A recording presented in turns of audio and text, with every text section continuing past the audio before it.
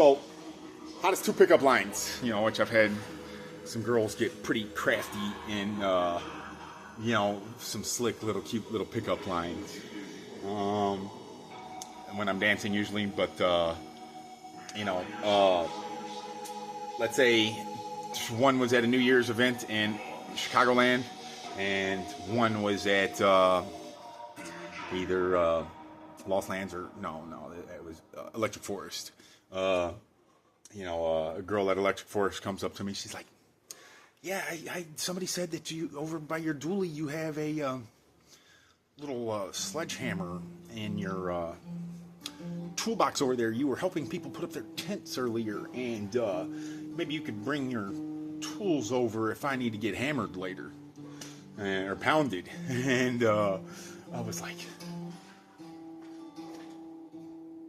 "Damn, that was fucking high." Like, yeah, well, I would love to, but you know, I said the you know, the most I could do is give you my name, and you can follow me on Facebook. But I have a girl I love in the camper, and I will not be going to any other campsites tonight. And she's like, "Okay, cool." You know, she's a beautiful little Canadian girl. I'm like, wow.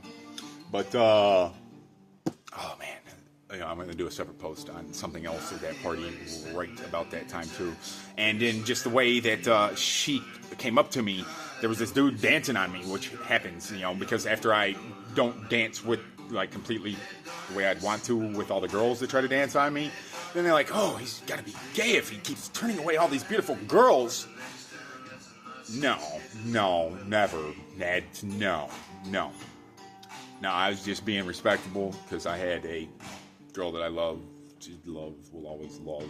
You know, I don't stop loving just because they're not so friendly. But bless her. Anyway, but she doesn't know the sacrifices I made for her. I deleted like 5,000 girls' numbers for her. But anyway, pinche loco en la cabeza ese.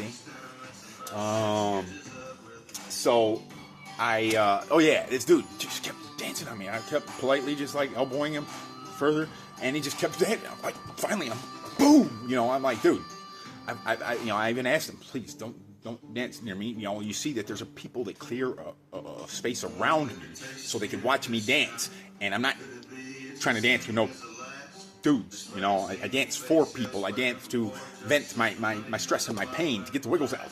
And he just kept dancing up on me. I finally said, I turned around, I just looked at him. I was like, "Dude, I'm trying not to hurt you. I'm a very good guy, but you've already crossed the line to the point where you should have been knocked from here all the way over there minutes ago. So fall back before I bust your shit. You know, it's for your own good." And then he just looked like a traumatized little baby, like an infant, and he just scurried back to the girls. And then that's when a girl came up and talked to me. She's like, "So," anyway, I didn't get to take her the hammer, Thor's hammer. So the next one was at a New Year's event a couple years ago, which I got carried out of the event and ended up foo-flopping a couple of those security guards because they, you know, tried to lie upon me. And I was like, "Oh, whoa. You ain't gonna lie upon me, homie. I did not do that. And if you think I did, we can have some problems." And there was like 6 or 8 of them, but I tossed a few of them to the point where they had to tackle me and drag me out by a whole lot of them because I did not do, well, I was dancing alone. I did not have any other than the girl that came up to me and gave me a little baby. You know, she's like, first she's like, "Hey, we should get out of here. I got a hotel room down the road." I was like, "I got a hotel room right across the field." But I'm not walking back that way because I almost fell through the ice in the marsh trying to walk across the marsh. It was kind of scary. That's not. I don't want to drown. I've been already shocked to death. I owe $3,000 to the hospital having to revive me in 2007 for Chicago police murdering me and tasing me and stomping me to death when I was sober. I got a DUI. So I don't like electricity and I don't like fire. My face all the way melted off like an inch scab the whole way around my face, which would have been 6 to 8 years worth of grafting surgery, and I was healed in 10 days. Still looking as sexy. Beautiful song, but ain't letting go of nothing no more. No. But beautiful song. Love it. So yeah, this girl comes up and she's like, "Hey, I was just watching you dance, and I had this little baby on my keychain, and she's like, here, rub his belly or whatever." And she says, this is our baby. This is a cute little baby.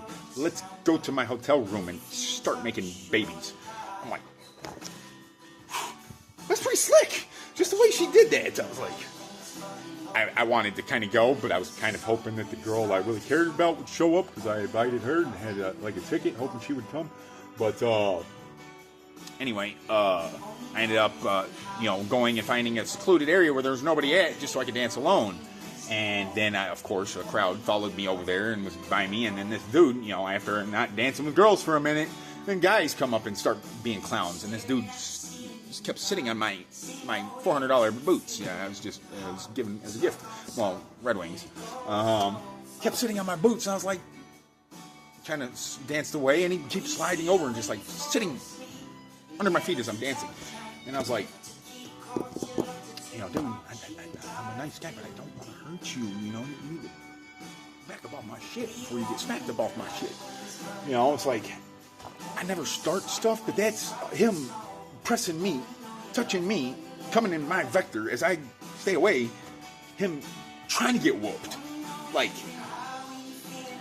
some people just ain't got no damn sense, It's like, how can I knock some sense into people? Knocking it into me, trying to... Anyway, so yeah, that was about what I feel is the two hottest pickup lines. The little baby thing, which is still on the dash of one of my trucks somewhere, wherever all those trucks would be. But, and then the hammer. But, prayers and blessings to all that feel me. Rogue One.